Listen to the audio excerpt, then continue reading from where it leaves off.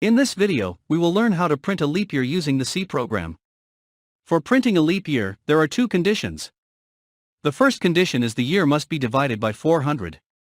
And the second condition has two parts. Number 1, the year must be divided by 4. And number 2, the year must not be divided by 100. If neither of the two conditions works, the year will never be a leap year. So let's get into the program.